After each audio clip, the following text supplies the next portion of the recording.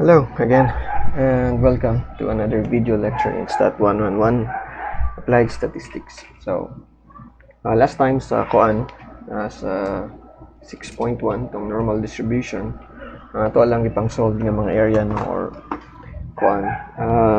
percentages no sa total area kay lang to siya para lang to siya sa standard normal distribution. Now the question is, what if ang ato ang distribution karon kay dili na standard normal?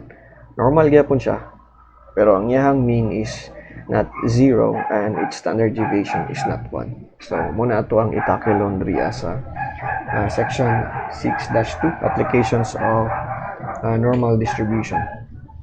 Okay, so the standard normal distribution curve can be used to solve a wide variety of practical problems. The only requirement is that the variable be normally or approximately normally distributed. So, kung ano siya, assumption na siya. No? And then, usually sa statistics, kay dapat makuha ni siya nga assumption sa data, masatisfy. Otherwise, posibleng nga mamali ang mahimong conclusion. Now, there are several mathematical tests to determine whether a variable is normally distributed. For all the problems presented in this chapter, you can assume that the variable is normally or approximately normally distributed. To solve the application problems in this section, transform the values of the variable to z values using the formula z equal to katong value nga concern minus mean divided by the standard deviation, no? And then find the areas under the standard normal distribution as shown from the previous section. So basically, ang atong buhaton ani class kay what if na kay problem, no? Kunya ang imuhang variable diri random variable kay dili siya standard normally distributed nga random variable. So ang ato lang buhaton is i-transform nato siya into standard normal distribution. Okay, gamit ning formula diri ang z equal to x minus mu divided by sigma. Ang kaning mu diri is katong mean sa katong random variable x na to, kunya ato ang sigma kay katong yang standard deviation. Then pag ma-transform mo siya into z values, kato yung technique nga gigamit nato sa previous section 6-1. Okay, normal distributed the normal distribution. So ato ta sa example 6-6. Summer spending. A survey found that women spend on average, on beauty products during the summer months. Okay, on average $146.21 on beauty products during the summer months. Assume that the standard deviation is $29.44. Find the percentage of women who spend less than $160. Assume the variable is normally distributed. So,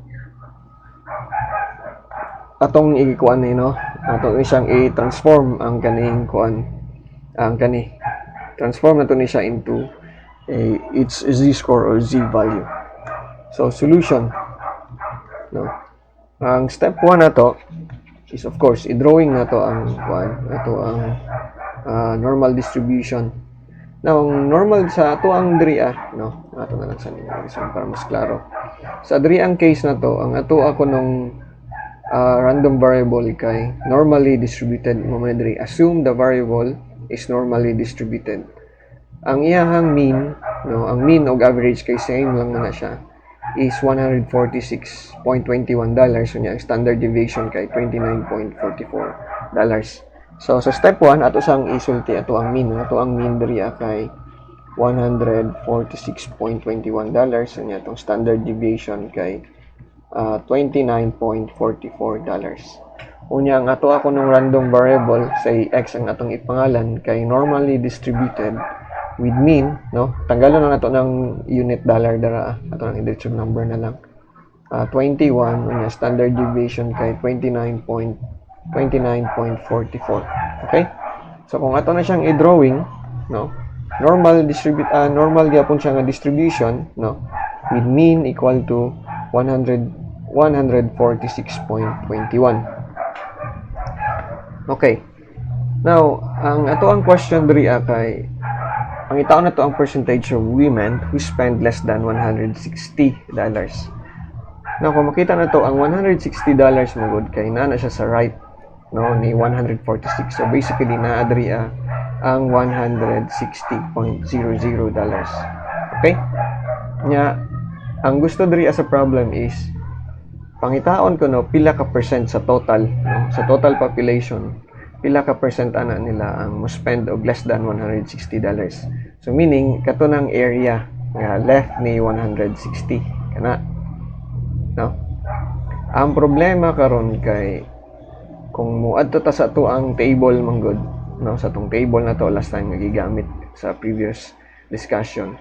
Ang table na to dito is para to siya sa standard normal distribution, no. Unya kani kay normal distribution man ni, ang mean ani is not equal to 0. Ang mean in fact diri is 146.21.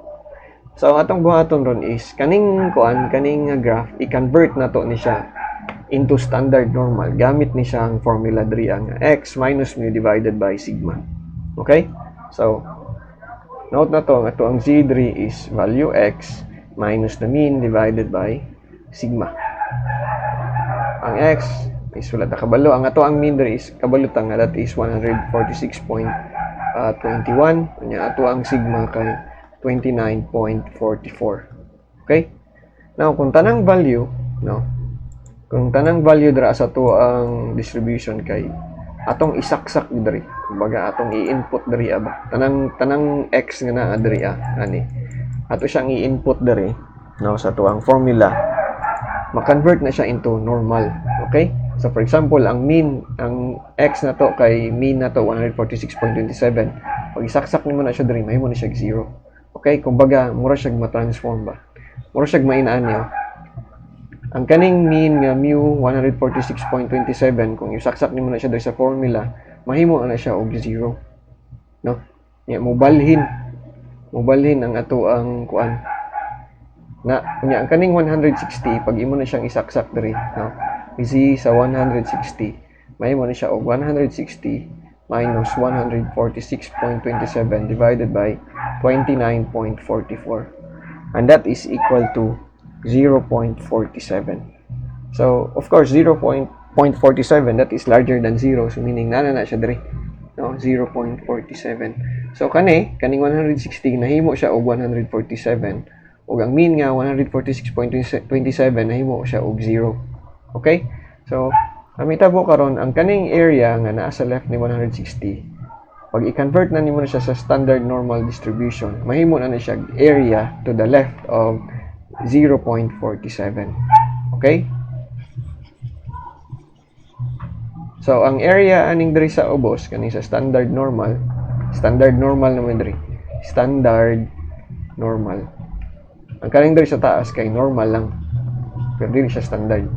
So, ang area ani diri ang area po diri is equal. So, kani silang duha, equal na ilahang area. No? So, meaning, magamit na to tong previous na to nga discussion. Okay? So, thus, no? Thus, the z value of 160.00 is 0.47. Okay? So, step 2 na ta. Ang sa step 2 is gamiton lang nato tong table last time. Now, the area to the left.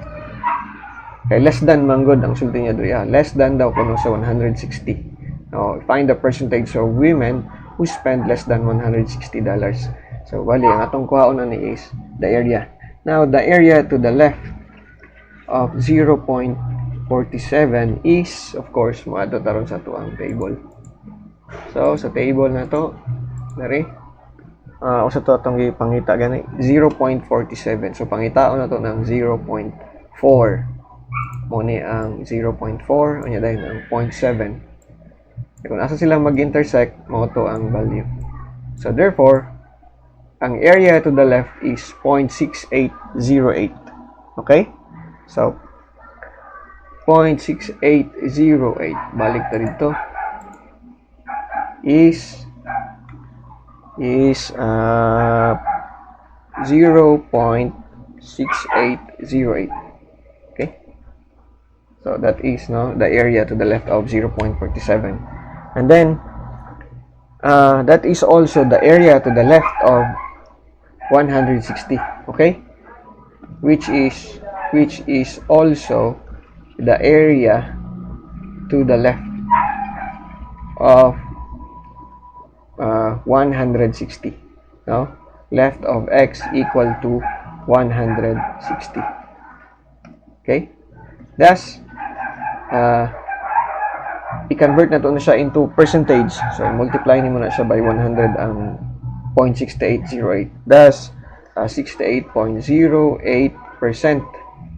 of women, no, spend less than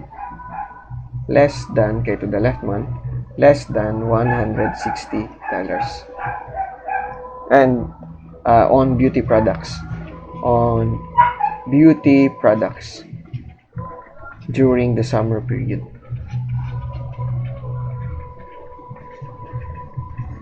Okay, so basically ang buhaton lang nato yun is kung dili siya standard normal, i-convert na to siya standard normal. Kung unsa tong area dito sa standard normal, mo po tong area dito sa katong original nga distribution or original nga problem. Okay? So we now move to another problem.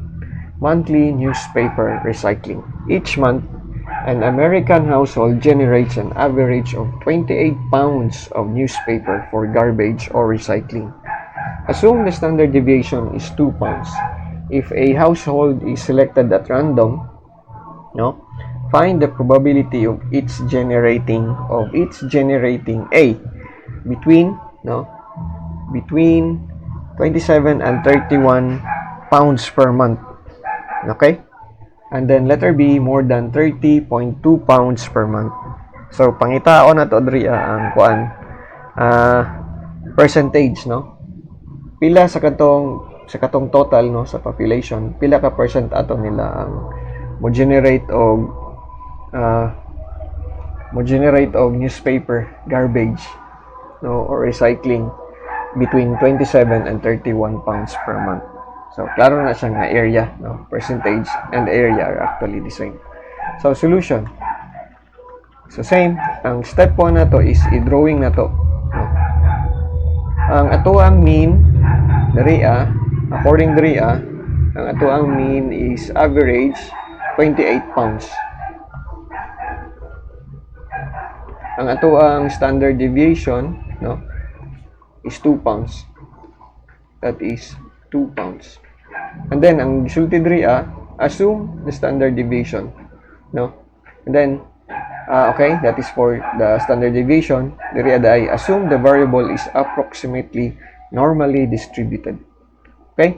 So kung ato na siyang i-drawing, no, ang mean nato ron diri is 28 pounds. So that is mu is equal to 28 niya standard deviation nato, sigma. So normal ni siya. Normal nga distribution. But this is not standard normal distribution. So atong buhaton ron is i-convert nato ni siya into standard normal. But first, ani sa to diri sa kuano kaning 27 ug 31. Ang 27 is naa sa left na diri. Unya ang 31 is naa sa right ni 28. So kung pangitaan ta og kuan percentage, no, percentage sa pila aning mga households, percentage nila nga mo generate og newspaper garbages between 27 and 31. So kani nga area ang ato ang concern sa letter A. Okay, sa letter A pa lang ni siya nga problem. So butahan na to diri letter A para klaro. Okay? So kani nga area ato ang gusto computon. Again, wala man tay table nga para nga normal distribution nga ang mean kay 28 nya ang standard deviation kay 2 pounds. Ato ni siyang i-convert into standard normal. Gamitan nato tong formula na z equal to x minus mu divided by sigma. So that is x, ang ato ang mean is 28 divided by sigma, which is 2, no? 2 pounds. So kung gamitan nato na siya nga formula, mo convert ni siya ron into inani. Mahimo na ang mean nato og 0, no? Kanya ang standard deviation nato ani kay mahimo nag 1. Okay? So for example, kuhaon na to ang z value ni 27, mahimo na siya og 27 minus 28 divided by 2, and that is of course negative 1/2 or negative 0.5. no? So, ang negative 0.5 is of course na siya sa left. Negative 0.5. Next ko ano to ang z value ni 31. So, z value ni 31 that is equal to 31 minus 28 divided by 2. So, 28 minus 31 that is 3 over 2 and that is equal to 1.5. So, naadre 1.5. So, kumbaga, ang 31 na mo 1.5, yung 27 na mo og negative 0.5, unya ang 28 kay nahimo og 0. Okay? Dayon, ang area no between 27 to 31 is basically the same sa area between negative 0.5 to 1.5. Okay? So, kani siya karon kay mo na ang standard normal. So, ato nang computon. Then, no, step 2. Then the area between, no, di na to isulat ng negative 0.5 kay kabalo man tanga, that is x equal to 27. Between x equal to 27 and x equal to 31 is the area between negative 0.5 to 1.5. And of course, para may bala na to na, o ito ta sa ito ang table, no? So, sa previous section, table na puno na ni. Okay? So, pangitao na to ang negative 0.5. Okay, that here is the in sa ato ang column sa z, natay negative 0.5 na.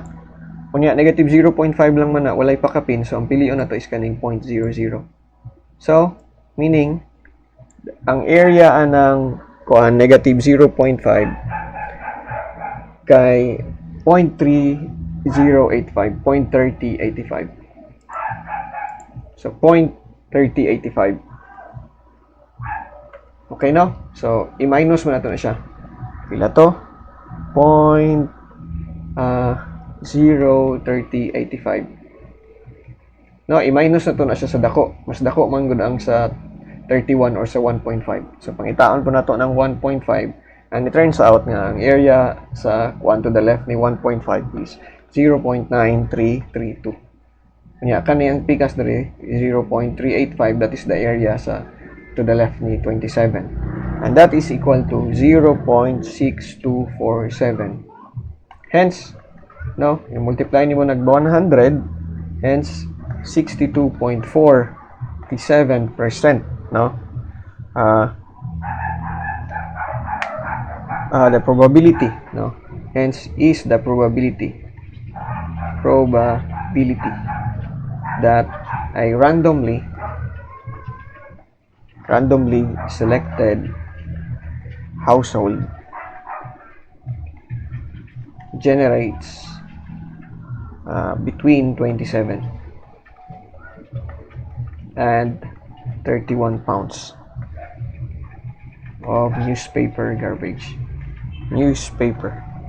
Okay, newspapers lang. Newspapers per month. Okay? So, inanaro siya. So, basically, ang buhaton lang mo kay dili siya standard normal. I-convert mo siya standard normal. Sa tong area ang ipangita sa katong original, mo po tong area do sa standard normal. Okay, so we move to our last example, coffee consumption. Okay. Napaditay kulang no kay napaditay kaning problem B. Kaning more than 30.2 per month. So kaning sa more than 30.2 per month, imo lang buhaton is kuhaon nimo ang z value ana niya kaning sa 30.2. Kumo nimo kuha sa z value ana, kuhaon nimo tong area to the right sa z value ana niya. And you will now get your answer. Okay? So ato na siyang i-kuan. Ito na siyang compute. So sa B ta. B. For B, ang ato ang z, pila to? Sa tuang B kay more than 30.2. So, compute nimo ng z sa 30.2. That is 30.2 minus 28 divided by 2. And that is equal to 2.2 over 2 or 1.1. Okay? So, sa original na to nga problem, na atay 28 ang mean, unya ang 30.2 kay naa sa to, no? Pero pag i-convert na to na siya into standard normal na, mahimo na siya ginani, Nadiri ang 0, of course ang 1.1 kay nadiri. Nya ang kwaon na to ang area ron kay katong area to the right man. Area to the right ni 1.1 o to the right ni 30.2 tungod kay ang problem nato sa B is more than 30.2 per month. Okay? So, pag more than to the right, pag less than to the left. Pag in between, in between na sa two values. Okay? So, kanilang ito ang kwaon nga area. So, para ma-solve na to na, no? Balik lang ta sa table. Sa table na to, sa last section, unsa to, atong gi-compute gani, 1.1. So, z sa 1.1, muna ang 1.1.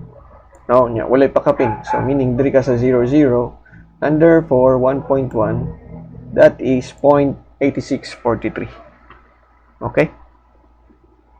Sa left na siya, okay? Sorry. So the area to the left, no. So this is step 1. Step 2, the area to the left. The area to the left of 1.1, z equal to 1.1 is pila to atong na-compute gay na. It was 0.8643 to the left na siya ha, kaning area ni. Pero ang gusto mo na to kay area to the right. No, kanimang na ay yellow. So ito nang i-minus sa 1. Thus the area, no, to the right of z equal to 1.1 is 1 minus 0.8643, and that is equal to 0.1357, and therefore 13.57%, okay, of randomly, therefore is the probability, no, of randomly selecting. Okay, it's the probability of randomly selecting a household which accumulates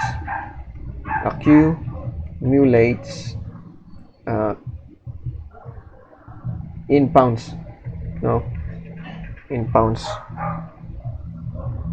sorry, accumulates 30.2 pounds of newspaper. Okay? So, inanara. Next, last problem. I-slow down lang yun yung video ha, or inyo lang ibalik-balik, no? Kay gusto na ko i-compress yung tama ng video kaya ron dili mahurot ako ang space sa Google Drive. Okay, coffee consumption. Americans consume an average of 1.64 cups of coffee per day. Assume the variable is approximately normally distributed with a standard deviation of 0.24 cups. If 500 individuals are selected, approximately how many will drink less than 1 cup of coffee per day? So, saan na siya?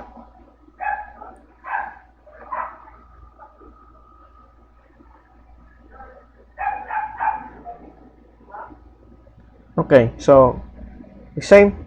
Step 1 is to create a visualization of the distribution, no? Average or mean, that is 1.64. Okay, so mean is equal to 1.64. Itong standard deviation diri ang case is 0.24. Okay, now ang next step is to get our z value, no? Ang ato ang z value diri is kaning 1 cup, no?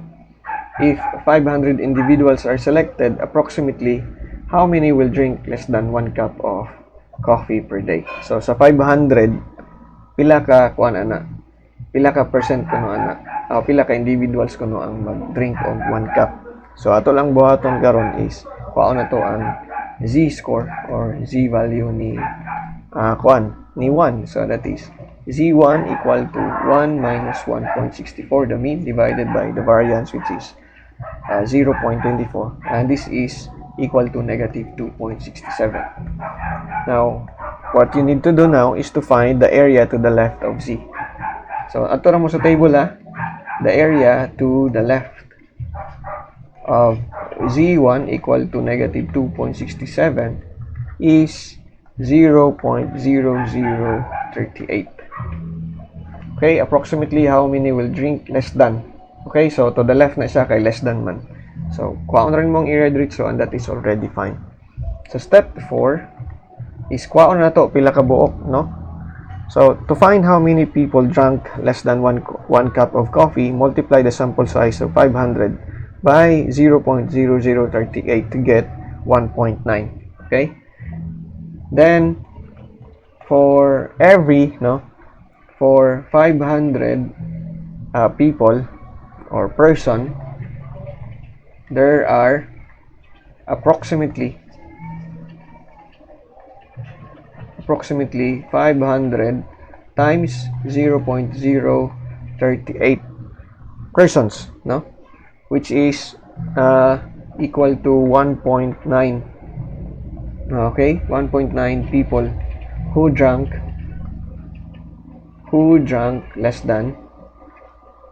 less than 1 cup, or 2, no, or 2 people kay wala may tao nga 0.9 lang.